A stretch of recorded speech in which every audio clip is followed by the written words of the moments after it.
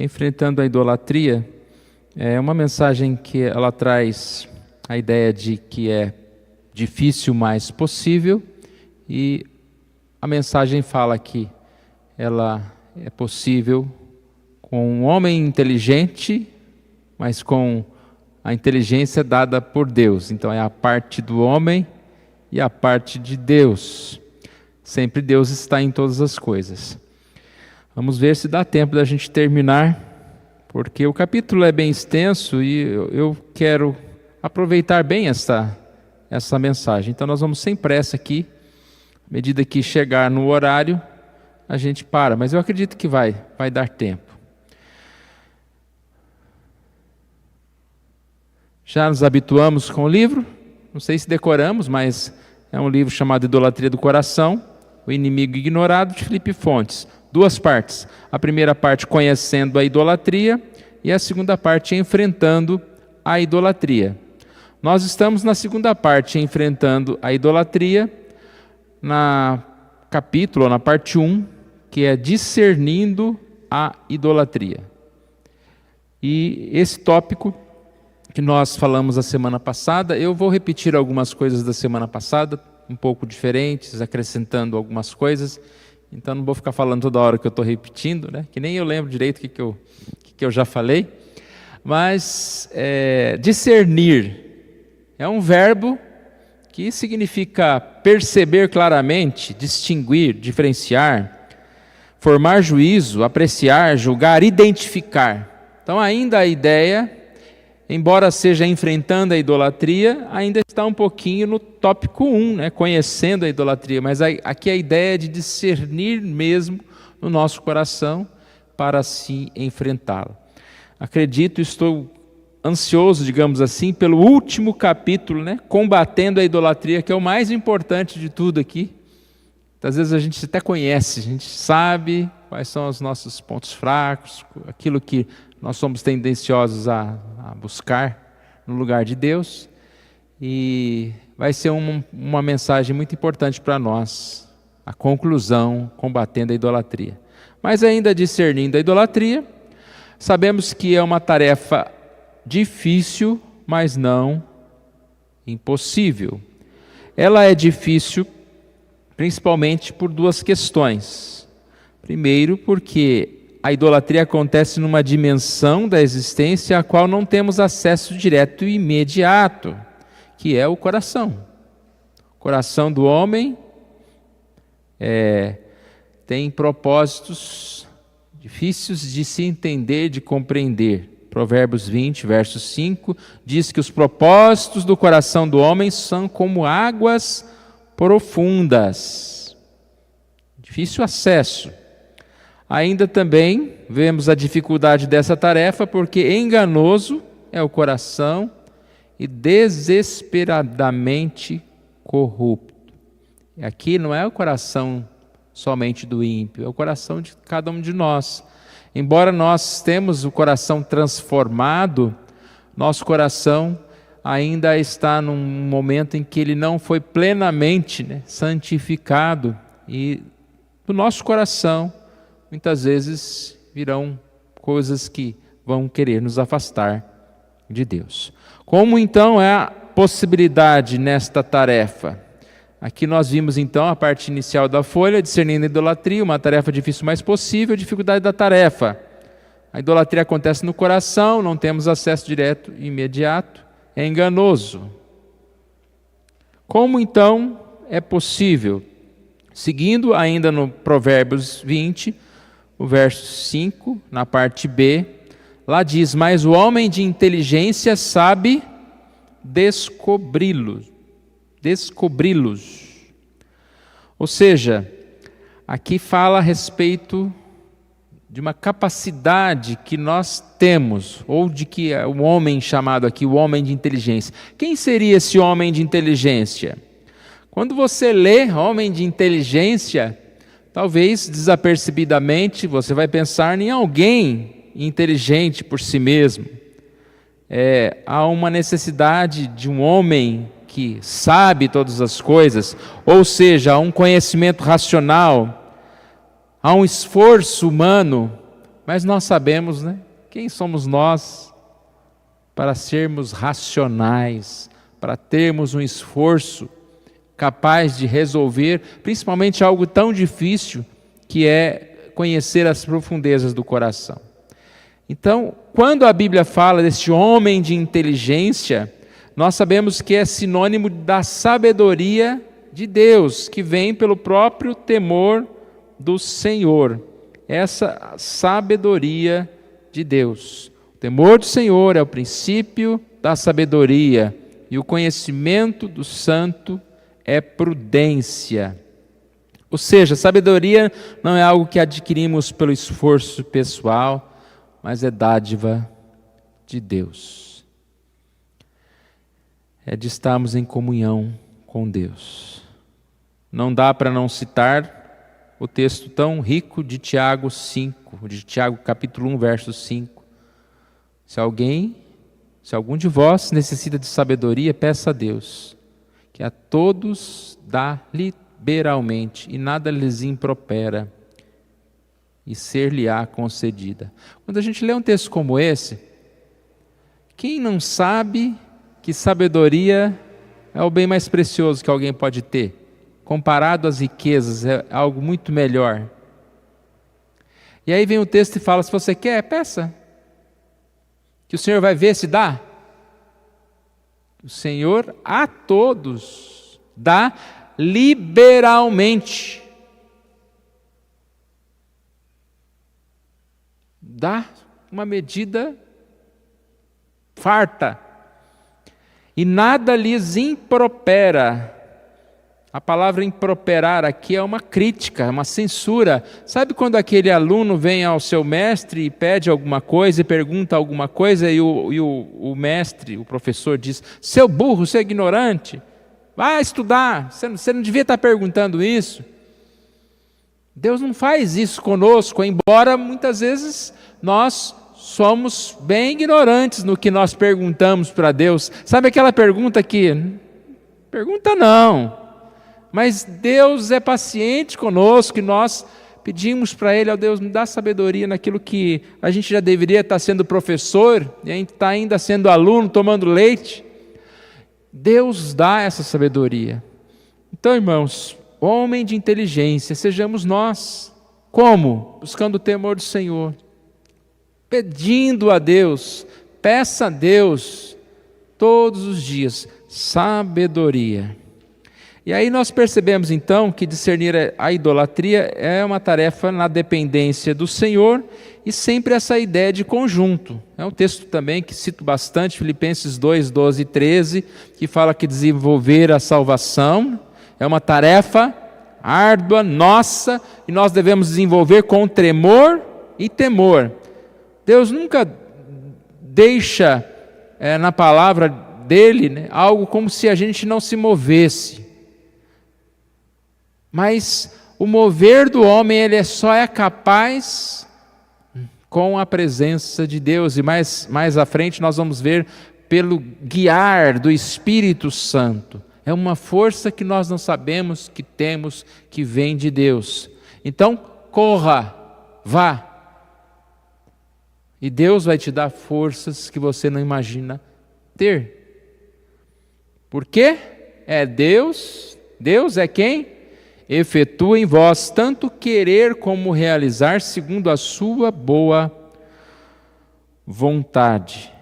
Então nós percebemos aqui que o discernir a idolatria é uma atividade de responsabilidade humana, mas é uma responsabilidade que depende não somente do homem de inteligência, mas uma responsabilidade humana que vem da força e do poder de Deus. Nossa atividade responsável, a palavra aqui é autorreflexão. O que é uma autorreflexão? Como nós podemos descrever a nossa atividade? É não viver no mundo da lua, é não viver sem discernir as coisas, sem preocupar-se no sentido de sem importar-se. Sabe aquela história de eu não estou nem aí? Não, eu estou preocupado, eu quero saber o que eu posso fazer. É um movimento de autorreflexão. Aqui a ideia de um movimento intencional, constante em direção à nossa interioridade, que tem como objetivo a verificação das motivações do nosso coração. Tem um versículo aqui de Provérbios 27, 19, e a gente que está muito tempo na igreja, às vezes a gente se admira com alguns versículos que parece que a gente nunca leu. Não sei os irmãos, mas quando eu li esse versículo eu fiquei assim pensando se eu já tinha lido antes. E aqui diz, como na água o rosto corresponde, acho que está errado, né? Como na água o rosto corresponde ao rosto, não está certo. Como na água o rosto corresponde ao rosto, é um trava-língua quase, assim o coração do homem ao homem. A ideia de espelho, né? Corresponde ao rosto, que se você olhar para a água, que ela se torna como um espelho, o que você vai ver lá? É o seu próprio rosto. O coração do homem corresponde a quem? Ao homem. Quem é você? Olhe no espelho. Qual espelho? Olhe no seu coração. Ali você vai saber quem é você realmente. Nós não podemos ver uma pessoa apenas pela aparência. Pela aparência nós erramos muito. Você olha para uma pessoa e fala, essa aqui é rica, aí não é nada. Ou você olha para aquele outro, esse outro aí, coitado, é muito pobre, não, mas... Né? Você olha para aquele e fala, nossa, que pessoa gentil, simpática, né? Mas nós devemos examinar a nós mesmos, e nós podemos conhecer a nós mesmos olhando para o nosso coração. E aqui são 4 palavras, olha. Autorreflexão, pensamentos, palavras, sentimentos, ações e reações. Tem aí na folha de vocês, né? Eu não vou ficar colocando aqui não, mas são essas 4 palavras que nós vamos ver uma a uma, correto? Autorreflexão, primeiro, sobre o pensamento. Mateus 9,4 diz, Jesus, porém, conhecendo-lhes os pensamentos, disse, por que cogitais o mal no vosso coração? Então percebe-se, Jesus conhecendo-lhes o pensamento, já chegou a uma conclusão. Vocês estão cogitando o mal no coração. O mal do coração, ele vai para os pensamentos. Um texto que nós lemos há pouco, enganoso, é o coração do homem. Por que ele é enganoso? Porque ele vai trazer maus pensamentos, pensamentos equivocados à nossa mente, e vai nos convencer deles para que nós sejamos colocando em prática. Então nós temos que refletir os pensamentos e não apenas aceitar os pensamentos, não apenas assimilar os pensamentos como se tudo fosse bom ou se tudo fosse de Deus. Os pensamentos mais sutis, precisamos pensar neles. E aí, pastor Felipe fala, os sonhos que acalentamos, as imagens que elaboramos em nossos pensamentos, dizem muito sobre a que estamos adorando. Mateus 15, 19 diz, porque do coração procede maus desígnios, homicídios, adultérios, prostituição, furtos, falsos testemunhos, blasfêmia. Ou seja, procedem do coração, os maus pensamentos são levados à nossa mente. Uma outra palavra aqui, outro aspecto da nossa existência muito significativo na revelação de nosso coração é a nossa palavra, ou as palavras. A boca fala do que está cheio o coração. As palavras simplesmente escancaram o nosso coração. Eu não sei se aqui a gente pode assimilar as palavras que nós falamos a nós mesmos, porque aí voltaria no tópico 1, né, pensamentos. Mas a ideia é mais ou menos isso. As palavras que vão, talvez a gente controla na boca aqui, né? Mas você já pensou. Essas palavras dizem muito a respeito do nosso pensamento. Alguns exemplos bíblicos.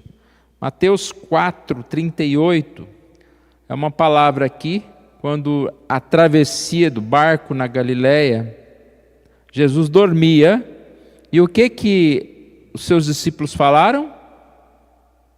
Mestre, não importas que pereçamos. O que essa palavra quer dizer? É uma palavra forte, questionando, colocando em dúvida o amor de Jesus por eles.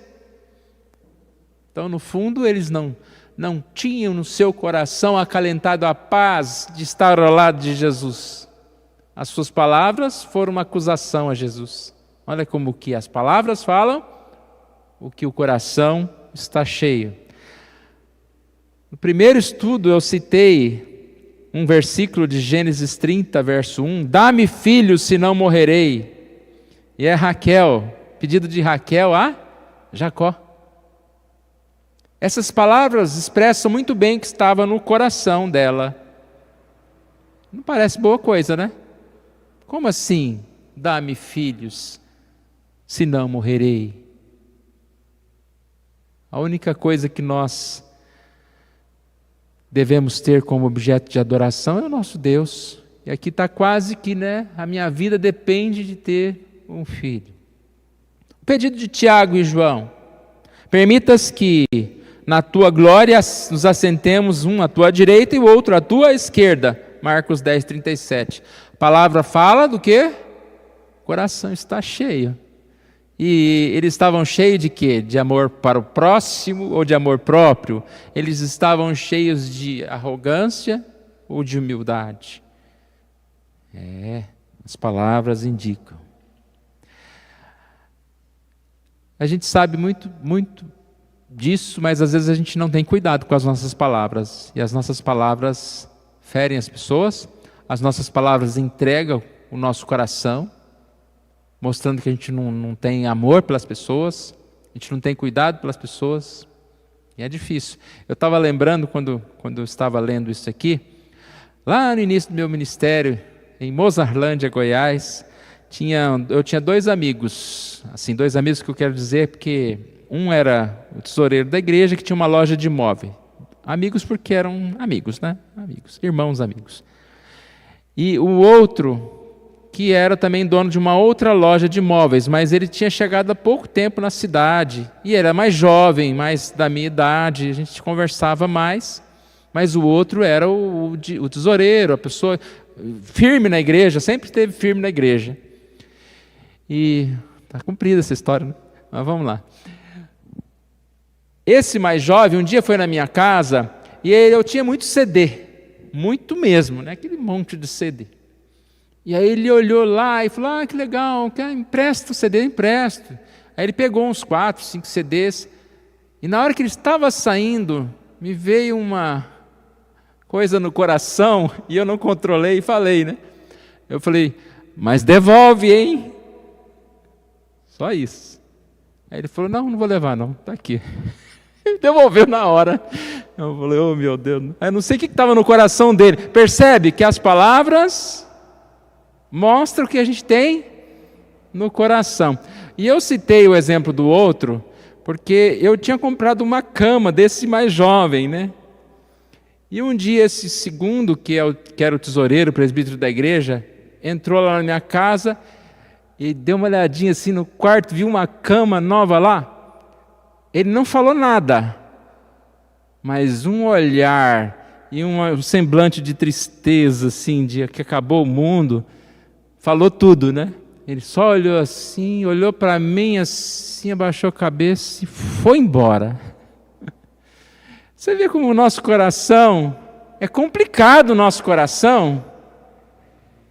Eu não teria direito de comprar uma cama em qualquer loja da cidade?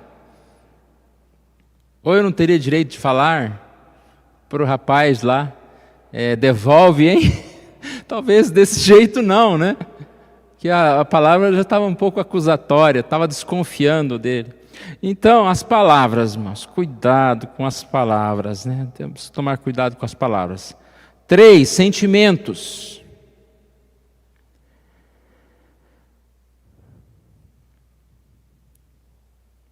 Além de ser revelado pelos nossos pensamentos e palavras, nosso coração também costuma ser revelado pelos nossos sentimentos. Pensa na questão de coisas que, primeiro,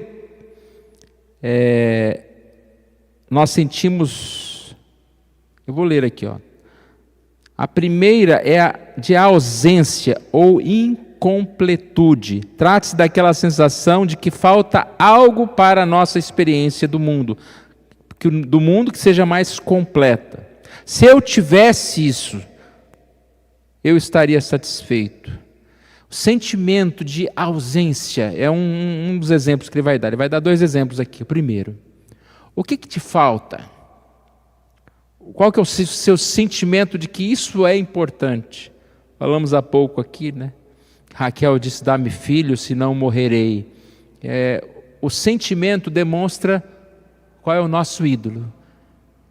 E aí eu até lembrei da mensagem de domingo de manhã, falando ao contrário. Alegrei-me quando me disseram, 3 pontinhos.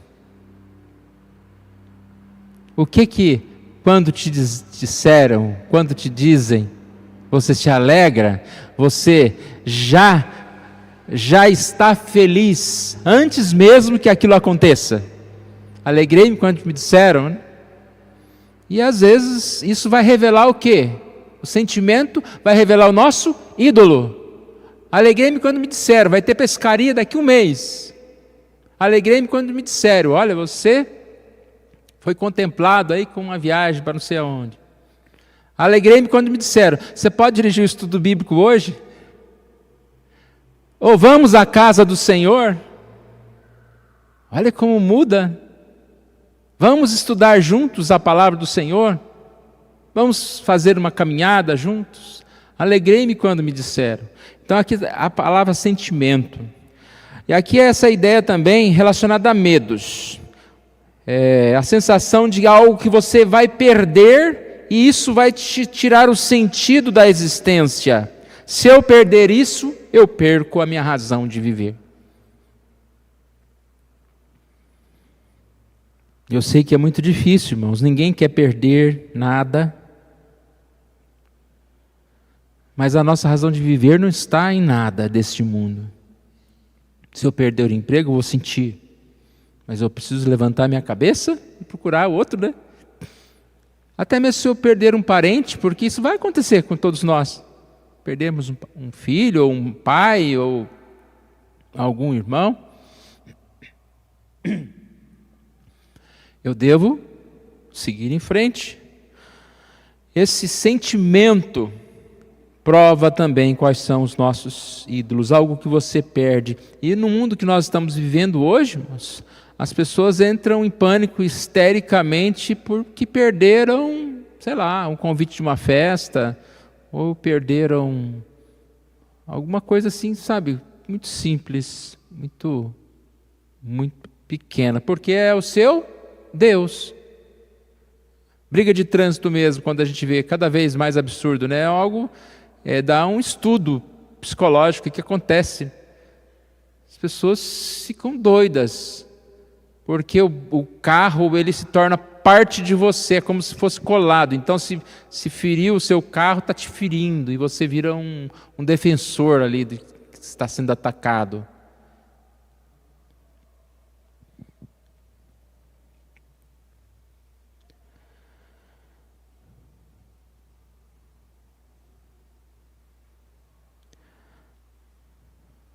Aqui também está relacionado a uma questão de premiar-se. Até ontem eu estava falando na reunião sobre nós amarmos a nós mesmos, e um dos tópicos era premie-se, faça alguma coisa que te dá alegria. Isso é importante, mas isso também pode se tornar um ídolo. a gente se premiando. Primeiro porque você se premiar, porque você é alguém que fez algo tão bom assim, que merece presente.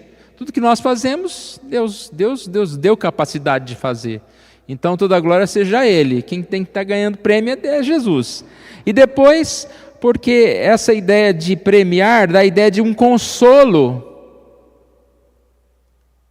que sempre deveria ser em primeiro lugar a presença, estar com Deus. É aquela fala que eu disse há pouco. Alegrei-me quando me disseram, né? O maior prêmio nosso são as coisas do Senhor. Não queremos dizer com isso, que providenciar o atendimento de nossos desejos temporais seja sempre pecaminoso, mas sim que as razões pelas quais os atendemos revelam o nosso estado do coração, o estado do nosso coração. Então é claro que essas coisas saudáveis, boas, não são todos ídolos, mas elas revelam aquilo que nós podemos ser tentados e podemos nos afastar para se tornar ídolos.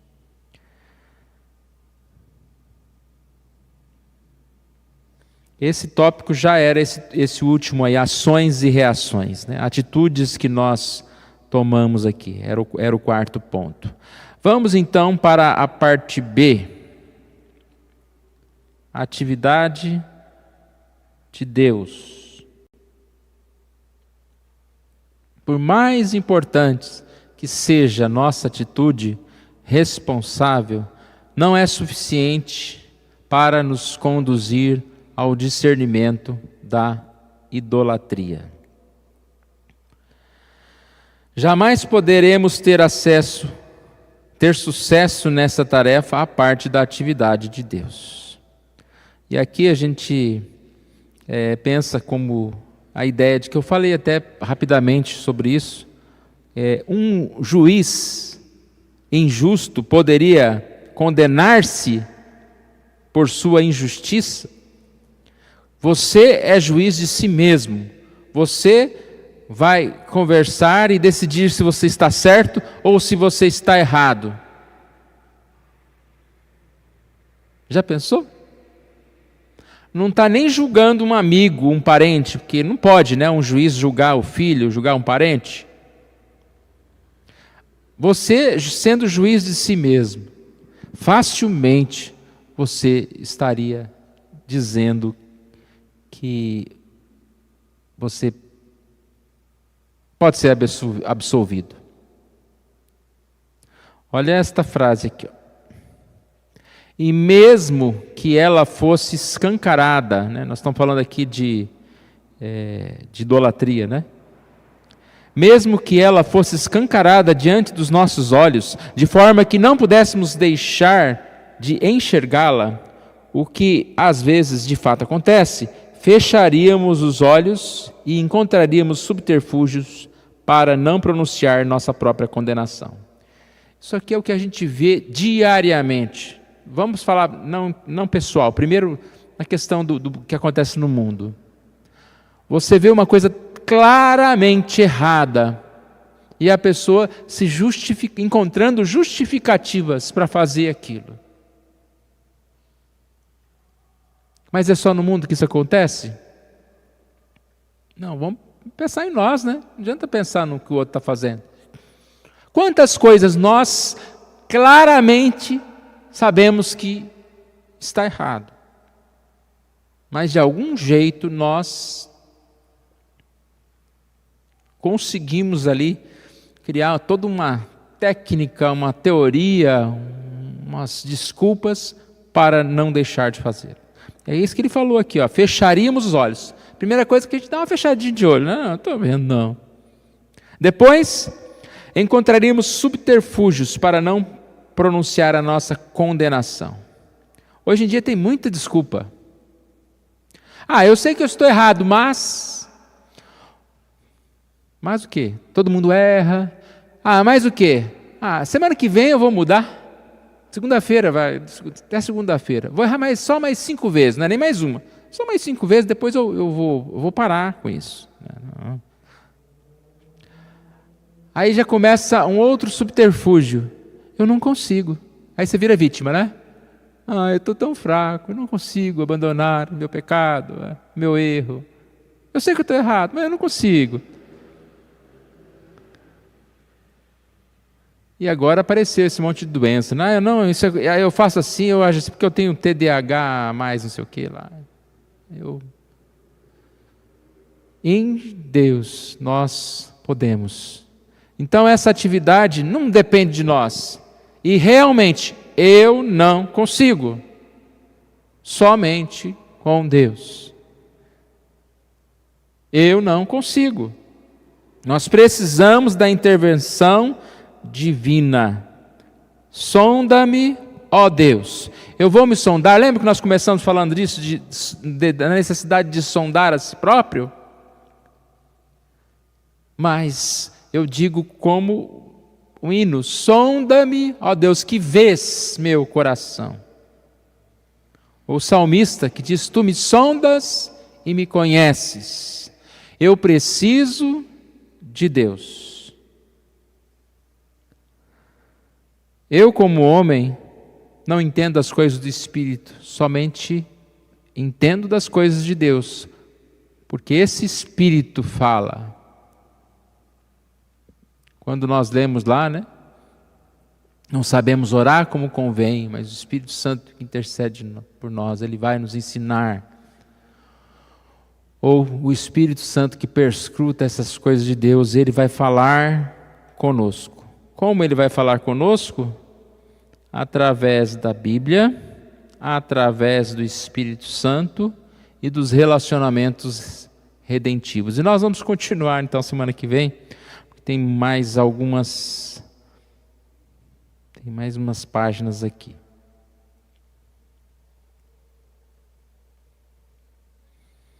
Mas é certo, irmãos, a lição que nós tiramos para nós nessa noite é que é um problema muito sério, como o livro está nos ensinando, e nós não podemos simplesmente ignorar. Nós precisamos entender como nós somos tendentes à idolatria. Parece um termo feio, né? Mas é a realidade. Idolatria nada mais é do que o eu. Eu realizar e querer fazer a minha vontade. Eu esquecer que estou nesse mundo para servir, para amar, com um propósito de servir a Deus. E eu começo a fazer o eu. Se você tivesse, vou terminar agora, se você tivesse 25 horas, às vezes está pouco, o que você faria com essa hora extra? Mais uma vez, eu estava precisando de uma hora mesmo para ir jogar um futebol, estava precisando de uma hora para dormir mais uma hora, eu estava precisando de uma hora mesmo. Ou seja, se Deus te der 48 horas por dia, ainda pode ser que não vai sobrar tempo para Deus, para ir na igreja, para ler a Bíblia, para orar, para um monte de coisa. Vai perguntar para as pessoas por que elas não podem ir à igreja, por que elas não podem orar mais. Não tenho tempo, nossa, estou muito ocupado. Todo mundo está desse jeito, irmãos. Mas na verdade, qual que é a resposta dura que a gente não quer dar? É porque eu tenho um ídolo chamado eu, e eu já tenho meu tempo ocupado. Mas nosso estudo aqui, irmãos, não é sobre os outros, é sobre eu, sobre a minha vida. Eu não estou falando do outro, né? Só estou dizendo de forma geral. Tanto que é bom ler a Bíblia para o outro, né? Aqui na Bíblia diz isso, olha o que está fazendo. Não, eu preciso ler a Bíblia para mim. E nós vimos hoje, é difícil, é muito difícil, mas é possível. O homem de inteligência, o homem que tem temor, o homem que busca Deus, ele vai vencer. A gente então termina na próxima semana.